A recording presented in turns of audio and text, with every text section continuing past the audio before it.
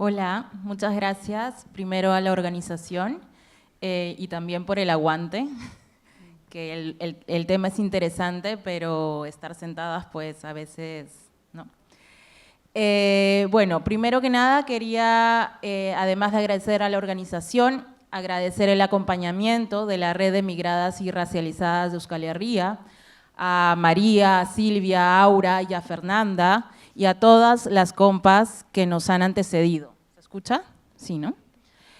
Porque de eso se trata también la memoria histórica, ¿no? Y también a todas aquellas compas que sostienen este trabajo. Antes de entrar en detalle a las reflexiones que nos reúnen el día de hoy, creemos necesario partir por hacer explícito nuestro posicionamiento.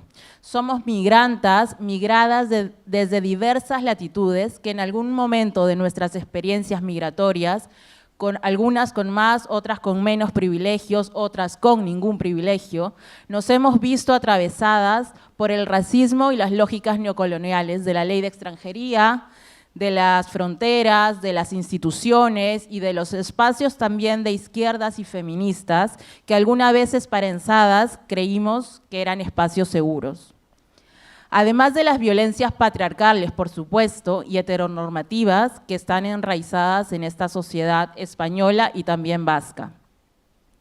Para quienes no estén al tanto del trabajo de regularización ya, este año se cumplen 5 años con el mismo objetivo, de andar como movimiento autogestionado de colectivas migrantes antirracistas en el Reino de España. El movimiento nació con una demanda clara, en medio de una situación compleja que era la pandemia, que amenazaba con vulnerabilizar a la población migrante, pero aún más a la población migrante en situación administrativa irregular. Desde ahí, las diversas colectivas antirracistas y migras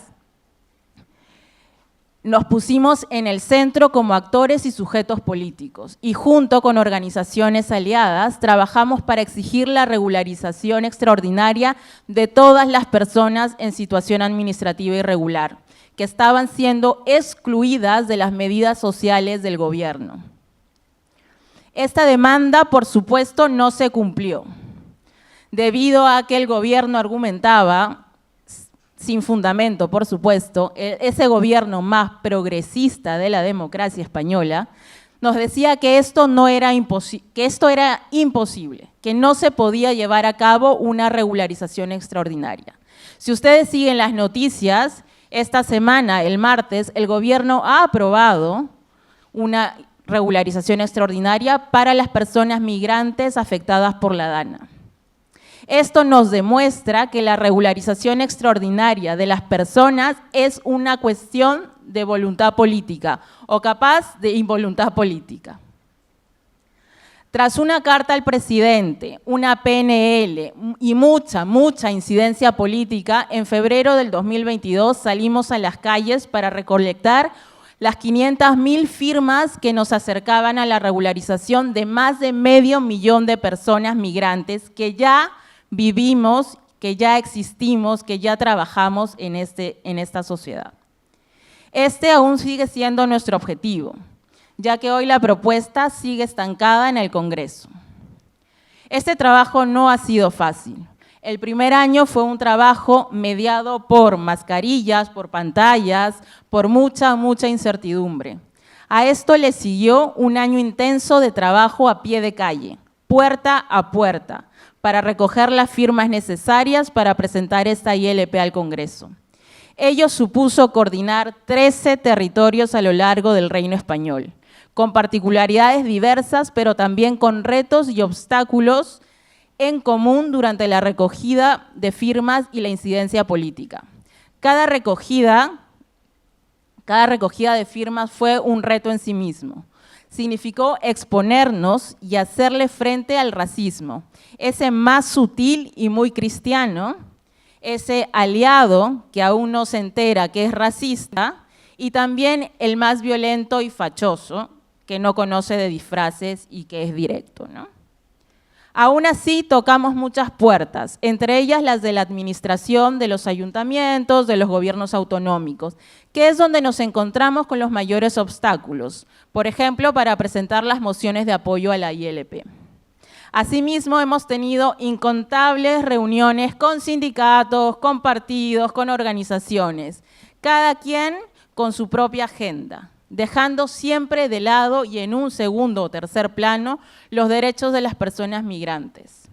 Los derechos poniendo siempre sus rencillas partidistas por encima de los derechos humanos de las vecinas de sus propios pueblos, que están precarizadas y vulnerabilizadas no porque quieren, sino por una irregularidad impuesta por la ley de extranjería. La campaña de la ILP nos ha servido entonces para identificar aquellos obstáculos estructurales, porque son estructurales, que afectan nuestra participación y quehacer político.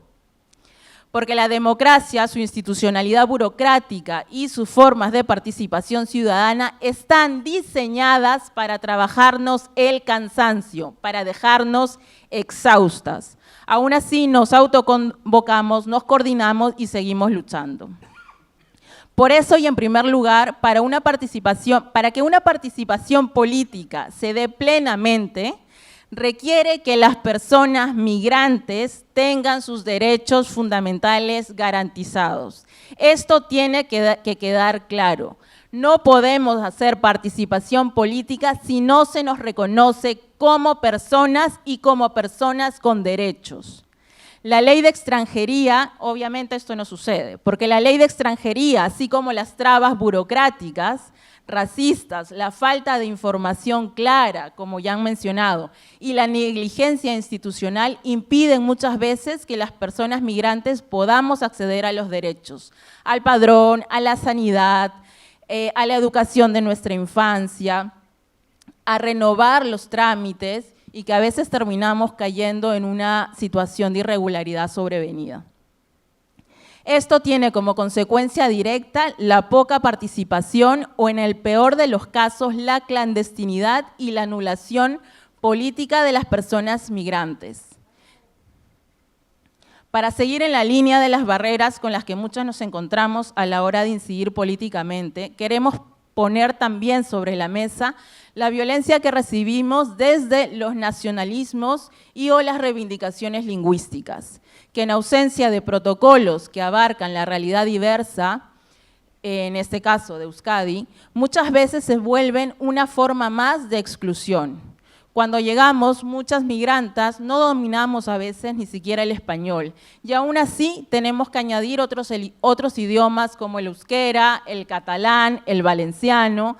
Esto agudiza la imposibilidad de comunicación, agudiza nuestra participación en asambleas y entender las formas de hacer política en la nueva sociedad en la que vivimos. Esta problemática se convierte en un rechazo a las formas de organización locales, que en lugar de incluir los nuevos saberes que traemos para enriquecer las sociedades, se enfocan en integrarnos. Estas no son, señoras y señores, políticas interseccionales, son políticas de cuotas, cuando nos invitan para llenar solo un cupo de pseudo o falsa representatividad. Son políticas de puertas cerradas cuando sin el idioma no nos dejan acceder o no podemos ocupar puestos de toma de decisión.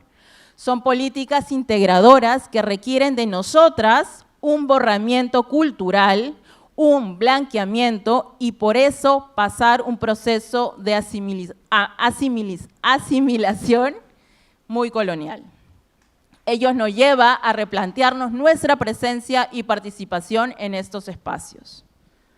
A esto le sumamos que las instituciones públicas y privadas siguen destinando los presupuestos a organizaciones que lucran con la migración, dejando sin recurso o apoyo financiero a las colectividades migrantes que desde la propia voz y la autoorganización trabajan comprometidas desde un enfoque anticolonial y antirracista. Esta precarización de la participación política dificulta que se articulen demandas y se promuevan políticas públicas que respondan realmente a las necesidades de la población migrante.